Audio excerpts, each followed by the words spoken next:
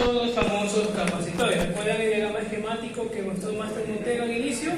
Es un poco diferente al que tenemos aquí, pero no es porque haya sido un error, sino porque estamos analizando elementos completamente diferentes. Empecemos por lo básico. Un capacitor, ¿cuál es su característica primordial? Almacenar energía. Perfecto. Entonces, como todo elemento que va a utilizar corriente, podría utilizar una polaridad. Por lo tanto, cuando usted va a Boyacá el 9 de octubre, Picasa, en el centro, para comprar sus elementos, usted va y le dice al vendedor, bueno, necesito un capacitor de estas características de voltaje, de capacitancia y demás. Y él le debe contestar, perfecto, ¿y cuál deseas? ¿Un cerámico o un electrolítico? Y usted, bueno, ¿qué es eso?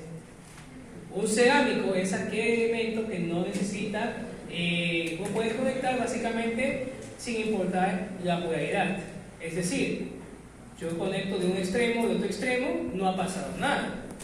Pero estos de aquí son electrolíticos, son en donde sí importa la polaridad. ¿Se acuerdan la gráfica que mostró Máster Montero de la diapositiva en donde estaban una fila de capacitores? Esos capacitores de forma cilíndrica, de color negro, que tienen una pestañita de color violeta, gris, ahí está indicada la polaridad. ¿Qué sucede si yo conecto un capacitor cerámico que no tiene polaridad en un circuito? No le va a pasar nada, ¿sí? A no ser que exagere con el circuito, pero no le va a pasar nada. Pero en cambio, si conecto ese mismo capacitor, de esa misma capacitancia, a esa misma diferencia potencial, pero ahora pongo un electrolítico, si lo conecto al revés, ¿qué va a pasar? El capacitor va a sufrir daños, podría explotar. Depende de las características del material.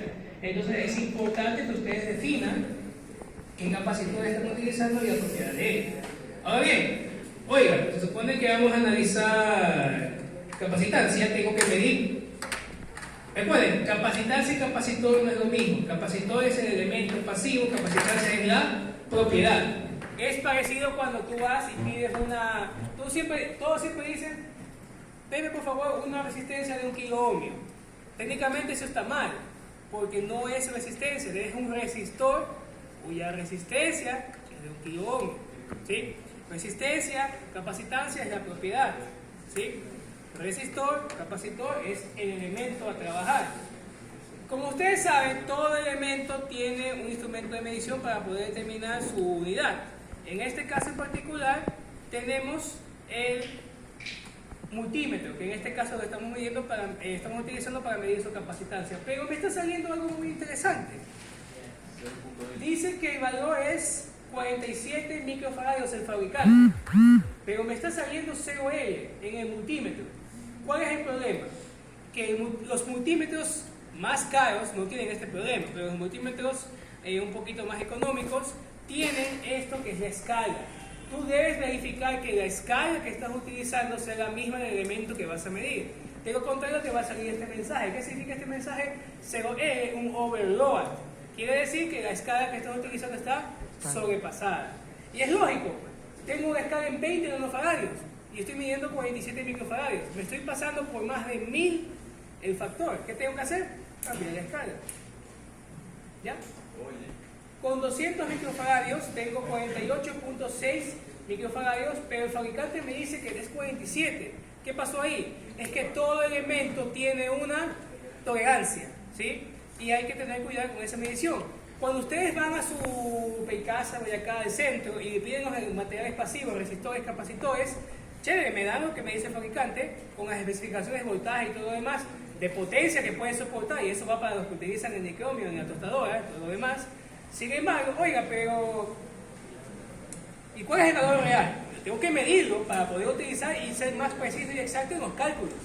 Yo puedo tener un capacitor de 47 microfaradios para el estado del circuito de la tostadora, pero realmente tengo 48.9, 8, 4, según sea el valor. O sea, un poquito más de precisión y exactitud.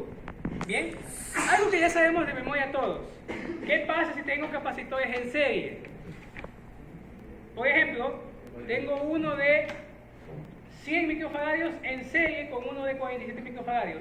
¿Cómo sé que están en serie? Porque no hay nada en el recorrido que hace el elemento. Me explico mejor. Yo puedo trazar aquí una secuencia, una longitud, bien, no hay absolutamente nada entre ellos. Cada cuadrito que ven aquí de 9 puntos es equivalente a la fila que tienen los protoboas. La fila de 5 puntos es el mismo punto.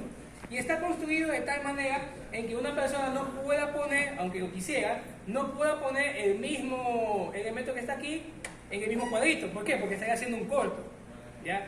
Sin embargo, si yo vengo en este cuadrito que están unidos y pongo este de aquí, entonces ahí ya no puedo decir que el de 47 está en serie con el de 100, porque ya hay una desviación, o sea, ya ahí no puedo hacer nada. Si yo lo quito, entonces ahí sí ya puedo decir que están en serie.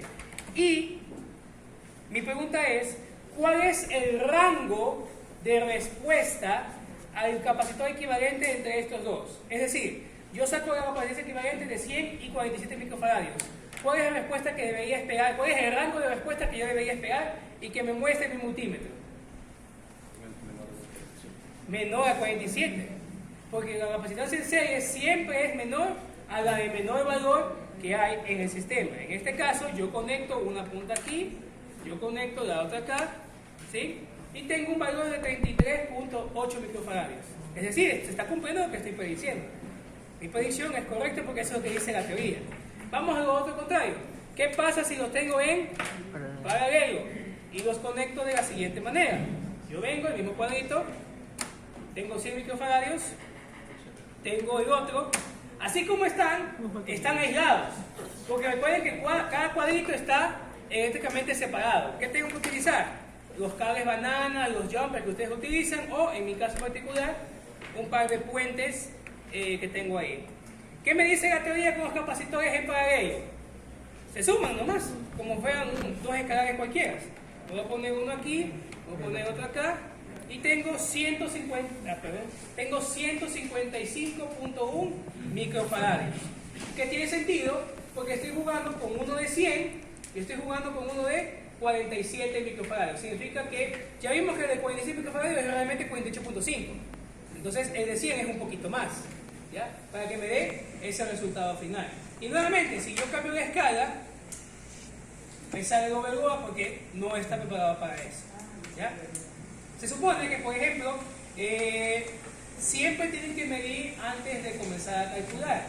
Los elementos pasivos como los resistores o los motores y todo lo demás consumen corriente en función de la carga. O sea, la batería entrega corriente en función de la carga. ¿Okay? Y esta puede cambiar según la carga que conectes, ¿ya? Ahora, algo que ya también sabemos, ya no vamos a trabajar con los capacitores. Por ejemplo, ya no vamos a trabajar, bueno, ese ejemplo lo voy a dejar para el último. Ya no vamos a trabajar con capacitores convencionales, normalitos, sino vamos a trabajar con este que vemos aquí. Un capacitor de placas circulares en donde yo puedo alterar la geometría del mismo. Es decir, acercando o alejando las placas. Ustedes saben que la capacitancia de un capacitor puede ser alterada de dos maneras. Una, cambiando la geometría. ¿Qué significa cambiar la geometría, ingeniero?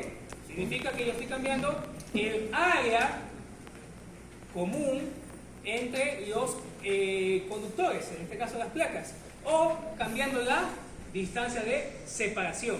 Ahí estoy cambiando la geometría. La otra manera es cambiando o me he dicho, el material dieléctrico entre las placas. ¿Cuál es el material dieléctrico que hay entre las placas en este momento? El aire. ¿Cuál es la constante del aire? Uno, básicamente uno, ¿ya? No te pedimos que te sepas la de toda la tabla, te pedimos que te sepas la del aire. Que no creo que es mucho pedir. Okay. Entonces, vamos a ver acá.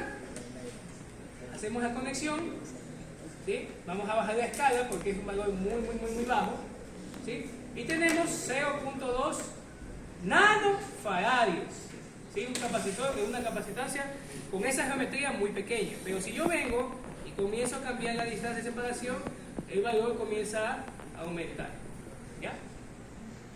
Entonces, ingeniero, lo único que tengo que hacer es aumentar la distancia entre las placas y así tener más capacitancia. Sí, pero tengo que tener cuidado con el límite del dieléctrico, la rigidez dieléctrica.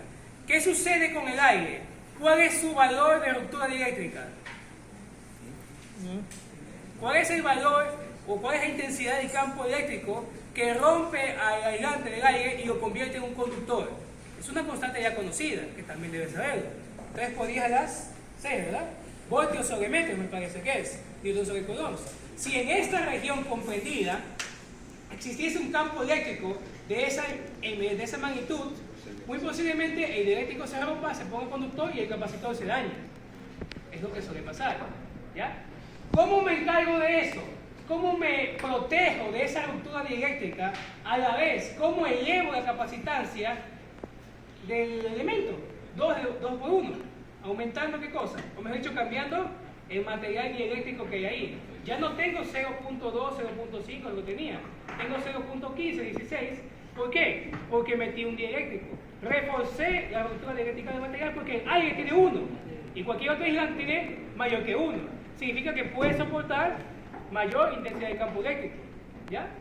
Obvio, esto está descargado. Y siempre que vayan a medir la capacitancia de un capacitor, háganlo con el capacitor descargado, no cargado, porque su vida puede correr peligro. Miren las lámparas que están ahí encendidas, ¿verdad? Hay un capacitor que está, bueno, no es solo un capacitor, ¿sí? Pero uno de los principales ejes es un capacitor y le permite tener esas luces de, ¿cómo que dice?, de emergencia momentáneamente. Vamos a ver si pongo otro dieléctrico aquí un poquito más delgado, ¿sí? Y la diferencia es abismal, pasé a 0.70 nanofaradios, ¿sí? Entonces, véanse la diferencia según el aislante que coloquemos. Ahora bien, vamos a hacer algo interesante. El capacitor está sin batería. Vamos a poner una batería, ¿sí? Vamos a energizar el capacitor. Y espero no matarme en el intento. Porque vamos a poner 5000 voltios de diferencia a las placas, ¿sí? Recuerden que aquí no sé si se pueda apreciar. Aquí es la famosa SENCO, ¿sí? Alto voltaje, ¿sí? Y vamos a tener la perilla a 5000 voltios, ¿ya? Entonces, ¿qué es lo que quiero probar? ¿O qué es lo que quiero demostrar? Lo siguiente.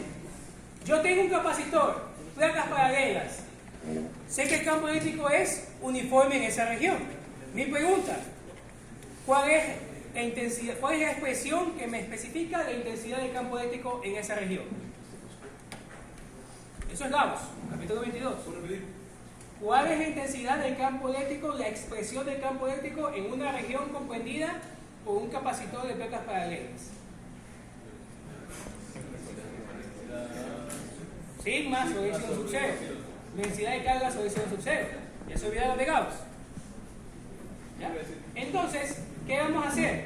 Vamos a perturbar el sistema de tal manera en que ¿lo voy por acá? ¿Sí? ¿Se puede ver? Perfecto. Un poquito más para que no vaya a afectar. Y le vamos a energizar. Las medidas de seguridad, todo bien, perfecto. ¿Ya? Entonces, ponemos los 5000 voltios, un poquito nada más, ¿ya? Y evidentemente esto no lo vayan a hacer en casa, porque si incluso también va para mí mismo, si cometo un error y toco las placas, bueno, ya dije que pongan mi nombre en el aula, como, ¿cómo se llama? Referencia póstuma, o de seguridad, por supuesto. Entonces vamos a ver si es que hay efecto o no hay efecto aquí, ¿sí? A ver si hay efecto, para que sea un contacto, listo.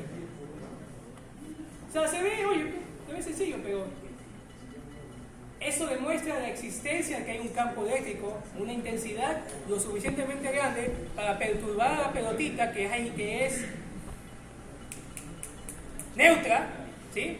Y hacer que... ¿Por qué está bailando? Simple, porque comienza a perturbarse, una atracción, repulsión, toca, se descarga, toca y es el vaivén como que fuera un armónico simple. Tema de examen, ahí demuestra que es un armónico simple con campo eléctrico, ahí está. ¿Ya? Entonces, si yo alejo, evidentemente ingeniero, ¿por qué no me da capacitancia? No puedo, porque ese capacitor está cargado y lo estoy demostrando, si no, no se movería la pelota. ¿Ya? ¿Qué tengo que hacer? Separarlo para reducir la intensidad. Oiga, ¿por qué ahí la pelota apenas se mueve? Bueno, puede ser que se esté moviendo por inercia, ¿ya? Pero ¿por qué hubo ese cambio violento? La fuente. Cada vez que ustedes, en ambos casos, les pregunto yo, cuando yo hago esto, ¿ya? ¿La diferencia potencial de las placas cambió? No, porque la batería se encarga de eso, ¿ya?